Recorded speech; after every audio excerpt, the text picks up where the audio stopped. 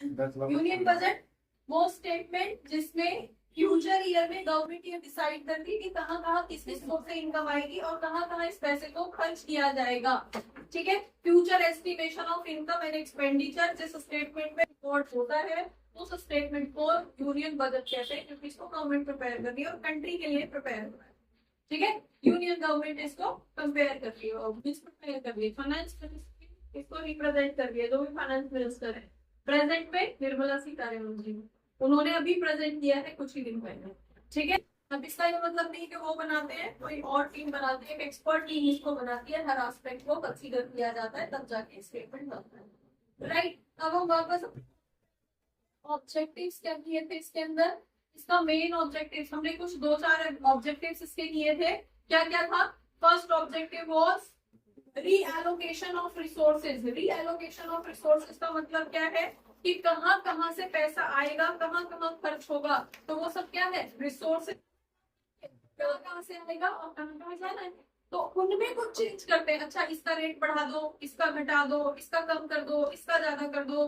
अगर बढ़ा देंगे तो टैक्स ज्यादा आएगा हमारे पास, बी द गवर्नमेंट।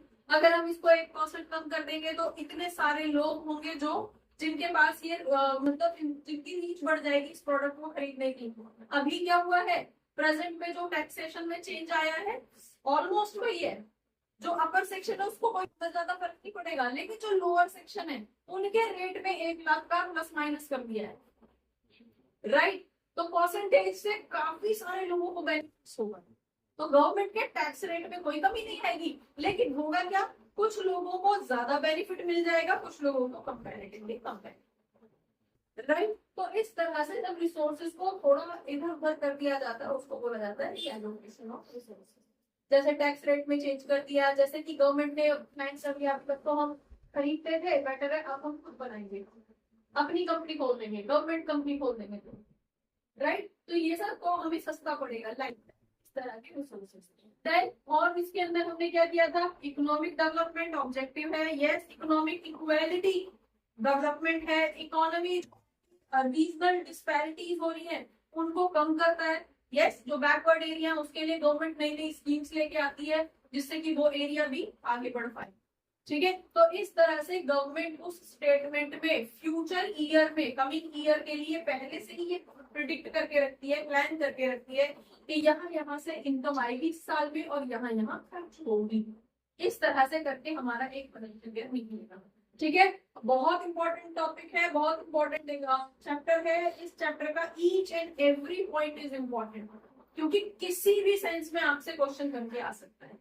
कुछ भी नहीं तो ऑब्जेक्टिव्स पूछ लेंगे, कुछ भी नहीं तो एक सिंपल सा ऑब्जेक्टिव डाल के कि रीएलोकेशन ऑफ रिसोर्सेज के रेफरेंस में यूनियन बजट को एक्सप्लेन करो, इसके ऑब्जेक्टिव्स को एक्सप्लेन करो। ठीक है, डिस्पैरिटीज मतलब जो इनइक्वालिटीज को कम करता है उस रेफरेंस में बजट को एक्सप्लेन करो। इस तरह से करके कुछ भी दिया जा सकता है। राइट, तो अब इसके दूसरे एस्पेक्ट, तो कॉम्पोनेंट्स क्या है, मेनली हम यहाँ पे करेंगे कॉम्पोनेंट्स। ठीक है, अब कॉम्पोनेंट्स ऑफ यूनियन बजट या बजट क्या रहेंगे आपके, दो एस्पेक्ट रहेंगे। ठीक है, दो एस्पेक्ट, दो कॉम्पोनेंट।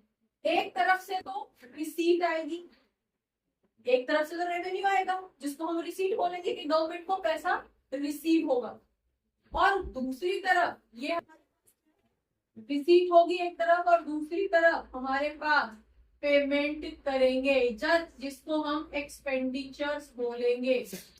राइट, यहाँ पे हम क्या करेंगे, रिसीट मतलब जिस भी फॉर्म में गवर्नमेंट को पैसा रिसीट होगा, जिसको हम रेवेन्यू भी कह सकते हैं। तो ये मत कहना कि बुक में तो रेवेन्यू लिखा हुआ है आपने रिसीट लिख दिया। राइट, तो रिसीट रेवेन्यू एक ही मतलब है।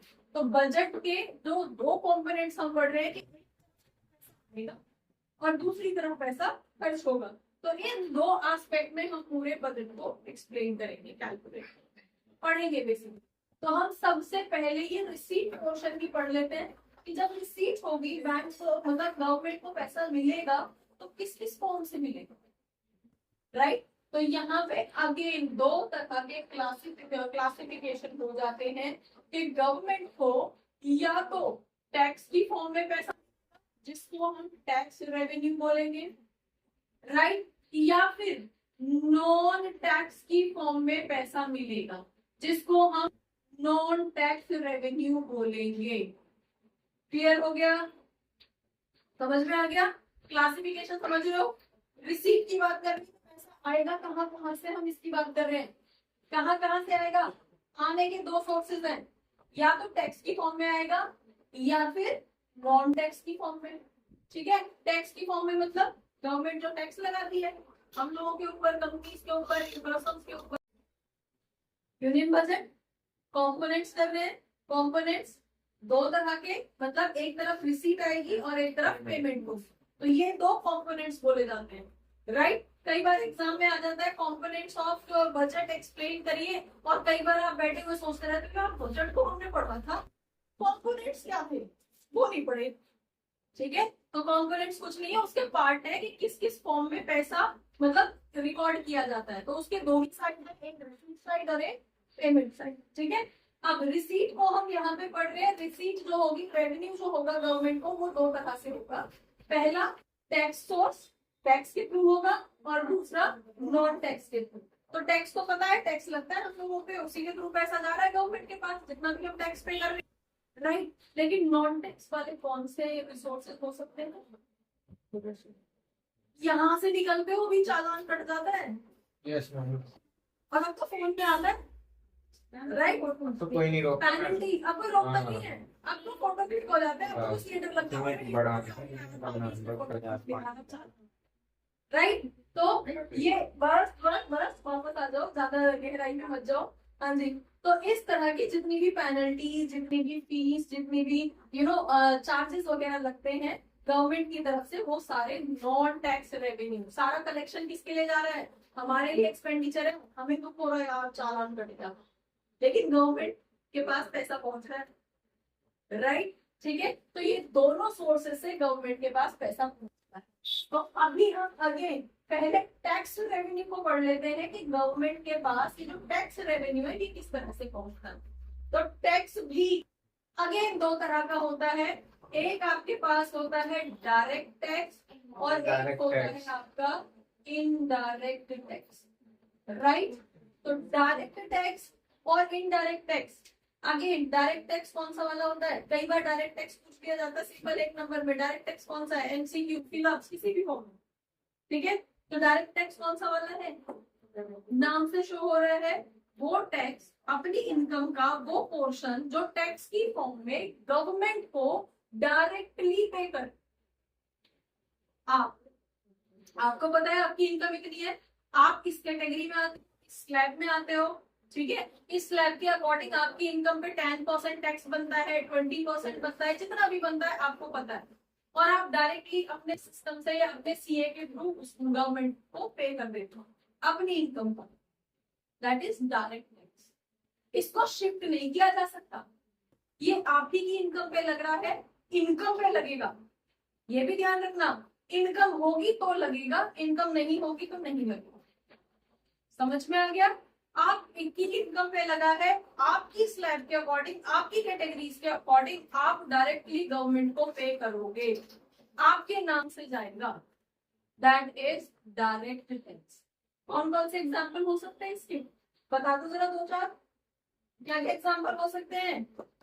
इनकम टैक्स सबसे पहला, आपकी इनकम पे पापा, मम्मी, भाई, बहन जो भी जॉब करते हैं उनकी इनकम पे टैक्स लग रहा है, टैक्स पे कर रहे हैं एवरी ईयर।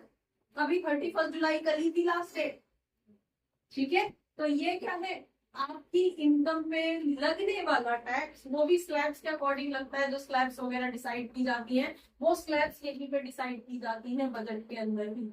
उसके अकॉर्डिंग आपकी इनकम पे 10% टैक्स लगना है, 5% लगना है। आप सीनियर सिटीजन हो, आप सुपर सीनियर सिटीजन हो, आप नॉर्मल इंडिविजुअल हो, वगैरह वगैरह वगैरह, बहुत सारी टर्म्स कंडीशंस के अकॉर्डिंग।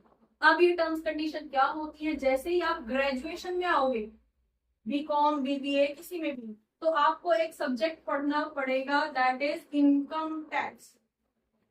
ठीक है, तो इनकम टैक्स किस तरह से लगाया जाता है, कैसे कैलकुलेट किया जाता है, वो सब कुछ वहां पे पढ़ोगे। ठीक है, तो अभी के लिए सिर्फ इतना समझ लो, इनकम टैक्स आपकी इनकम पे लगने वाला टैक्स, और टैक्स का मतलब एक सर्टेन परसेंट अमाउंट जो है गवर्नमेंट को टैक्स के फॉर्म में देते हैं, ठीक है, लगान के फॉर्म में देते हैं। वो भी आई थी ना लगान, क्या था उसके अंदर, क्या था, हाँ जी, अच्छा बैट बॉल था, बैट बॉल के अलावा, अच्छा बॉयज हो ना तो थोड़ा बैट बॉल से बाहर निकल के आओ। बैट बॉल के अलावा वहाँ मेन कॉन्सेप्ट में लगान का था। इंग्लिश गवर्नमेंट जो है लगान लगाती थी, जो गेहूं की फॉर्म में, अनाज की फॉर्म में लिया जाता था, पैसों की फॉर्म में या जिस भी फॉर्म में लिया जाता था, राइट। तो वही वाला लगान अभी भी दिया जाता है, हमारी गवर्नमेंट को भी दिया जाता है, लेकिन ये मॉडर्न फॉर्म में आ गया, इसको अब हम इनकम टैक्स कहते हैं, राइट, ठीक है। और ये दिया जाता है कंट्री के डेवलपमेंट के लिए जरूरी है। जो डेवलप्ड कंट्रीज है वहां पे नहीं लगता, क्योंकि वो डेवलप हो चुकी है, राइट। ये जो रोड बनाए जा रहे हैं, फ्लाईओवर बनाए जा रहे हैं, वो इसी पैसे से बनाए जा रहे हैं। ये जो बजट बनाया जा रहा है वो इसीलिए बनाया जा रहा है कि यहाँ से इनकम आएगी तो यहाँ पे खर्च होगी, ठीक है, तभी हॉस्पिटल्स बन पाएंगे, तभी हाईवे फ्लाईओवर्स बन पाएंगे, राइट, डेवलपमेंट तभी हो पाएगा। डन। तो ये इनकम टैक्स आपका यहाँ पे डायरेक्ट टैक्स के अंदर आता है। दूसरा आपके पास और कौन सा हो सकता है, कॉर्पोरेट टैक्स, मतलब कॉर्पोरेट टैक्स मतलब कंपनीज पे लगने वाला टैक्स, कंपनीज पे जो भी प्रॉफिट हो रहा है, ठीक है, कंपनीज को जो भी प्रॉफिट हो रहा है, अब वो कंपनी डिपेंड करता है कि डोमेस्टिक कंपनी है या फॉरेन कंपनी है। फॉरेन कंपनीज भी तो यहाँ पे काम कर रही है, एमएनसीज, ठीक है, हमारी कंपनीज भी तो बाहर किसी कंट्री में काम कर रही है। तो इसी तरह से वो कंपनी किस तरह की है उनके बेसिस पे उन पे टैक्स लगाया जाता है, basically corporate tax, company tax, company के प्रॉफिट। और क्या एग्जांपल हो सकता है, बता दो जरा। है जी, इंटरेस्ट टैक्स, ये क्या है? Yes ma'am. यस मैम, यही है मैम, दे रहा था। अच्छा, ये कुछ नहीं है, आगे बढ़ो। मैम टैक्स, कोई बात नहीं मैम, निकल। हाँ जी, वेल्थ टैक्स, प्रिंट हो गया। हाँ जी। Next, wealth tax. Wealth tax का मतलब आपने जो भी वेल्थ क्रिएट की है उस पर टैक्स लगता है। ये यूजुअली जो सुपर रिच लोग होते हैं जिन्होंने करोड़ प्रॉपर्टी इकट्ठी कर ली है, उन पे गवर्नमेंट जो है टैक्स लगाती है, ठीक है। नेक्स्ट, और इसके अंदर आपके पास क्या आ सकता है, हाँ जी, कैपिटल गेन, हाँ जी, क्या चीज दे रखा है, मैं क्या करूँ, क्या दे रखा है, ये भी गलत है, कोई बात नहीं। प्रॉपर्टी टैक्स हो सकता है, प्रॉपर्टी टैक्स आपके पास हो सकता है, ठीक है। मेनली इसको जो है कैपिटल गेन कहते हैं। कैपिटल प्रॉपर्टी टैक्स, आपकी प्रॉपर्टी जो भी आपके पास है उस पर एक सर्टेन परसेंट जो टैक्स लिया जा रहा है, दैट इज हाउस टैक्स, तो म्युनिसिपैलिटी अथॉरिटी लगाती है। प्रॉपर्टी जिस भी एरिया में, जिस भी लोकेशन के अकॉर्डिंग है, गवर्नमेंट आपके पास एक लिमिट से ज्यादा प्रॉपर्टी है अकॉर्डिंगली लगाती है, पर हेड लिमिटेशंस के एक्स्ट्रा अगर, राइट। कैपिटल गेन मेनली यहाँ पे आता है। कैपिटल गेन का मतलब क्या है, जो भी प्रॉपर्टी, जो भी कैपिटल एसेट आपने बेचा है और बेचने से आपको जो प्रॉफिट हुआ है उस पे कैपिटल गेन लगता है, उसको बोला जाता है कैपिटल गेन। कैपिटल एसेट, कोई भी आपकी जमीन है, बेच दी, उससे आपको कुछ प्रॉफिट हुआ, खरीदी थी 30 लाख की, बेच दी 50 लाख में, 20 लाख का गेन हो गया है, तो उस 20 लाख को गवर्नमेंट ऐसे ही छोड़ेगी, आपसे टैक्स लेगी उसमें। समझ में आ गया? तो इस तरह के कुछ टैक्सेस हैं जो आपके हैं और आपको पता है, आपके अपने नाम से गवर्नमेंट के पास वो टैक्स पहुंचता है। अगर सीए आपकी आईटीआर फाइल करेगा, इनकम टैक्स रिटर्न फाइल करेगा, तो उसमें भी वो आप ही के नाम से, आप ही के पैन कार्ड की आइडेंटिटी से गवर्नमेंट को जाएगा। इसलिए उसको हम क्या बोल रहे हैं, डायरेक्ट। समझ में आ गया? तो गवर्नमेंट को जो डायरेक्टली पे किया जा रहा है that is direct. On the other hand, in death duty अभी बाद में उसमें कर लेंगे, इसमें कुछ वो नहीं है। डेथ ड्यूटी सिंपली, डेथ पे भी कोई ड्यूटी लगेगी क्या, डेथ पे भी कोई टैक्स लगेगा क्या, वो बाद में कर लेंगे। चलिए, बेसिकली जैसे एम्प्लॉइज हैं, रिटायर हुए हैं और डेथ होने से, मतलब अचानक से means during the job period death हो जाती है, उस टाइम पे अगर पैसा मिल रहा है, एक बड़ा अमाउंट मिल रहा है, बोलते हैं फैमिली को मिला है, पैसा मिला है, वो तो मतलब जैसे हमारे सोल्जर्स वगैरह शहीद हो जाते हैं, तो फैमिली को जो अमाउंट दिया जाता है उसको भी स्पेसिफिक होता है। तो बेसिकली सोल्जर्स की फैमिली पे तो सच नहीं लगता, लेकिन हाँ कंपनी में आप यूजुअली जॉब कर रहे हो, आपकी डेथ वहाँ पे कंपनी में काम करते हुए हो गई और पैसा आपको दिया जा रहा है, तो वो इस तरह के चार्ज ऐसी ऐसी ऐसी खराब चीजों को हम नहीं पढ़ रहे हैं। नहीं पढ़ रहे, ठीक है, काट के हम नहीं कर रहे हैं। चलिए आप ये भी एग्जाम्पल लिख लोगे इतना बहुत है आपके। यस मैम, आपके एग्जाम में आपसे नहीं पूछा जाएगा डेथ। काट लीजिए। ठीक है, नहीं भाई साहब काटना भी नहीं है, नहीं काटना, नहीं नहीं नहीं, ठीक है, बस इग्नोर कर देना, इसको नहीं पढ़ेंगे। ठीक है मैम। ठीक है, चलिए इनडायरेक्ट टैक्सेस कौन से हैं, कौन कौन सी ड्यूटीज, कौन कौन सी पेनल्टीज की फॉर्म में पैसा आपके थ्रू गवर्नमेंट तक पहुंचता है, वो सारे सोर्सेस आपके इनडायरेक्ट टैक्सेस हो गए।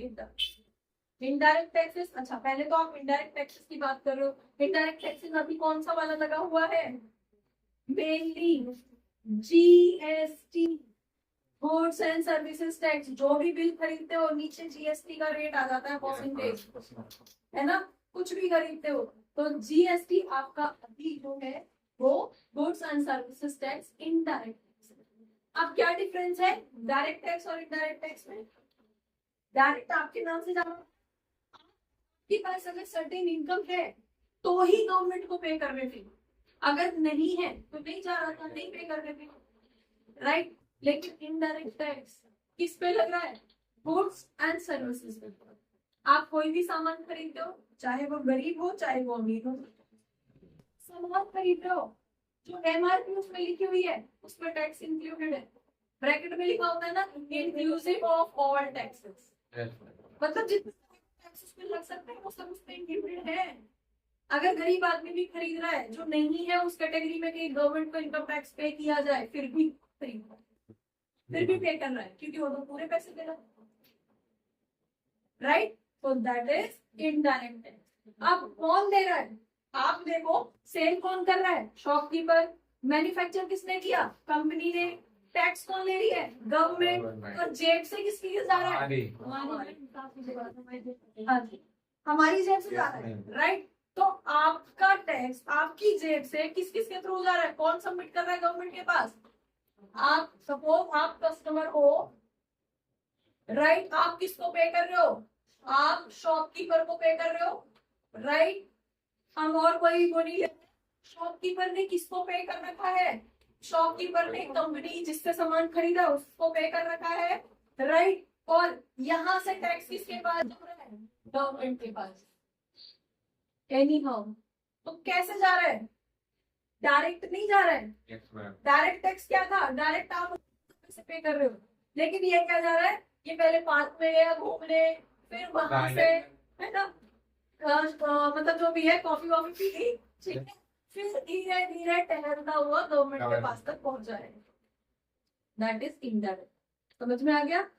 दैट एग्जाम्पल को सिर्फ हंसने के लिए और उस कॉन्सेप्ट को रिटेन करने के लिए याद रखना है, एग्जाम में लिखने के लिए नहीं है। ये सब एग्जाम्पल्स हैं। एग्जाम्पल समझ में आ गया? हाँ जी, एग्जाम्पल तो गार्डन में लिखना। अच्छा गार्डन का, अच्छा ठीक है, मुझे तो लिखना ही नहीं है बेटा, एग्जाम में आपको लिखना है। डन? हाँ जी, अभी हम इनडायरेक्ट टैक्स को समझा रहे हैं, समझ में आ गया? इनडायरेक्ट टैक्स, जो टैक्स आप इनडायरेक्टली गवर्नमेंट तक पहुंचाते हो, that is indirect, right, fine. दूसरी चीज, इसको अवॉइड नहीं किया जा सकता, इसको अवॉइड किया जा सकता था, अगर आपकी इनकम उस स्लैब में नहीं है तो नहीं करोगे, राइट। अगर आप कई बार तो आपकी इनकम तो बहुत अच्छी है लेकिन टैक्स अवॉइडेंस आ जाता है, नहीं कर रहे टैक्स पे। कितने लोग हैं जो ऑनेस्टली टैक्स पे करते हैं? हर कोई ये कोशिश करता है यहाँ से भी बच जाए, यहाँ से भी बच जाए, और झूठी झूठी पर्चियां और बना लेता है, चलो ये पर्ची लगा दूंगा तो मेरा टैक्स बच जाएगा, राइट। सो यहाँ पे तो हो सकती है, यहाँ नहीं हो सकती। शॉपकीपर बोलेगा इतने पैसे की लेनी है, ले, नहीं तो नहीं। ठीक है, गरीब हो या अमीर हो कोई नहीं देखता, पे करना ही पड़ेगा। इसको ट्रांसफर नहीं किया जा सकता, इसको अवॉइड नहीं किया जा सकता। क्लियर है यहाँ तक? अब इसका एक एग्जांपल क्या है, GST, goods and services tax. ऐसे ही एक और एग्जांपल इसका हो सकता है, मतलब होता है VAT, value added tax. Meaning क्या है इसका? Value added tax. मतलब कि अभी जीएसटी से पहले जो है ये वैल्यू एडेड टैक्स लगाया जाता था। हर स्टेट में अलग अलग होता था, यूपी के अंदर कुछ और, दिल्ली के अंदर कुछ और, क्योंकि ये स्टेट गवर्नमेंट के अंडर था। तो गवर्नमेंट अपनी मर्जी से टैक्स लगाती थी कि उसे अपने यहाँ कितना महंगा बेचना है, कितना सस्ता बेचना, अकॉर्डिंगली लगाती थी। क्योंकि ये रेवेन्यू किसके पास जाता था? स्टेट गवर्नमेंट के पास। समझ में आ गया? हर स्टेट में अलग अलग हुआ करता था। तो क्या अभी भी एग्जिस्ट करता है? नहीं, अभी ये ओवरऑल गुड्स पे एग्जिस्ट नहीं करता, लेकिन अभी भी कुछ चीजें हैं जिन पे ये लगता है। जैसे कि अल्कोहल। कोविड से इकोनॉमी निकली थी सबसे पहले। आगे बोलूं या रहने दूं? समझ गए? हाँ जी, सबसे पहले लिकर शॉप्स को भी ओपन किया था। क्यों? क्योंकि यहाँ यही वो सोर्स है जहाँ पे गवर्नमेंट है, और ये ऐसा प्रोडक्ट है जो एडिक्शन है। जिसको एक बार एडिक्शन है वो महंगा सस्ता देखता नहीं है, उसे खरीदते हैं। तो ये मेन सोर्स बन जाता है गवर्नमेंट की रेवेन्यू का। क्योंकि अब आप इकोनॉमिक्स पढ़ रहे हो, इकोनॉमिक पॉइंट ऑफ व्यू से समझो। गवर्नमेंट को पैसा चाहिए इकोनॉमी में लगाने के लिए, उसके लिए एक मेन सोर्स बन जाता है।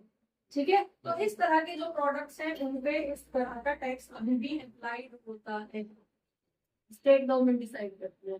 दिल्ली में सबसे पहले खोला गया था लिकर शॉप को, राइट, क्योंकि उस गवर्नमेंट को ज्यादा पैसा चाहिए, राइट, कोविड के टाइम पे। Next, petroleum. पेट्रोलियम ऐसा प्रोडक्ट है जो नेसेसिटी है इकोनॉमी की, राइट। ऐसे केस में गवर्नमेंट उसको सब्सिडाइज करती है, सब्सिडी प्रोवाइड करती है। जो भी फ्लक्चुएशंस आती हैं, पेट्रोल कभी महंगा हो जाता है, सस्ता हो जाता है, तो इतना फ्लक्चुएट बेसिस पे आपकी कंट्री के अंदर नहीं मिलता। तो यहाँ पे टैक्सेस इन्वॉल्व किए जाते हैं, उसको एक सिंपल यूनिफॉर्म रेट के अंदर नहीं डाला। ठीक है, तो इस तरह के कुछ इनडायरेक्ट टैक्सेस के एग्जांपल्स हैं जो कि जिसके थ्रू पैसा गवर्नमेंट तक पहुंचता है। समझ में आ गया? ये कौन से वाला है? ये है टैक्स रेवेन्यू। क्लियर है? डन। आगे बढ़े। नॉन टैक्स रेवेन्यू, ये तो टैक्स वाले हो गए। टैक्स डायरेक्ट तरह का हो सकता है, इनडायरेक्ट तरीके का हो सकता है, राइट। लेकिन अब हम नॉन टैक्स की बात कर रहे हैं कि ये टैक्स नहीं है। टैक्स के अलावा भी गवर्नमेंट जो है हमसे इनकम जनरेट करती है, हम ही लोगों से करती है। क्या क्या हो सकता है बता दो जरा। कोई भी गवर्नमेंट ऑर्गेनाइजेशन है उसकी fees, government college, government hostel, government hospital, ठीक है, गवर्नमेंट पार्क, 10-10 रुपए, ठीक है, ये सब क्या है? 10-10 रुपए आपकी जेब से तो 10 जा रहे हैं, लेकिन वहां लाखों लोग आ रहे हैं। तो सोचो 1 लाख लोगों की भी अगर बिजनेस होगी तो 10 लाख रुपए इकट्ठा हो गया शाम तक गवर्नमेंट के पास, राइट। कुछ भी हो सकता है। क्लियर हो गया? कोई भी गवर्नमेंट की फीस हो सकती है, कोई भी पेनल्टी हो सकती है, जैसे चालान वगैरह हो गया, ठीक है। कोई भी पेनल्टी आप लगा सकते हो, राइट। पेनल्टी मतलब आप नहीं लगा सकते हो, आप पे लगाई जा सकती है, गवर्नमेंट लगा सकती है। कोई भी, जैसे हमने भी एग्जाम पर डिस्कस किया, बिना हेलमेट के निकल जाओ अभी 2000 रुपए का पहुंचा दो, राइट। और घर लिए जाओगे बेटा, पापा को फोन नहीं करो, पापा से बात करूंगा, तुझे बाइक दे कैसे दूं, है ना। बाइक का आधा वजन है तेरे अंदर, बाइक तुझे दे कैसे। चलिए नेक्स्ट, हमारे पास नेक्स्ट पॉइंट इसके अंदर क्या आ जाता है, एक वर्ड यहाँ पे यूज किया जा रहा है, दैट इज एस्टीट्स। ये क्या है? एस्टीट्स का मीनिंग क्या है? एस्टीट्स का मतलब है वो प्रॉपर्टीज जो कि अनक्लेम्ड है, अनक्लेम्ड, ठीक है।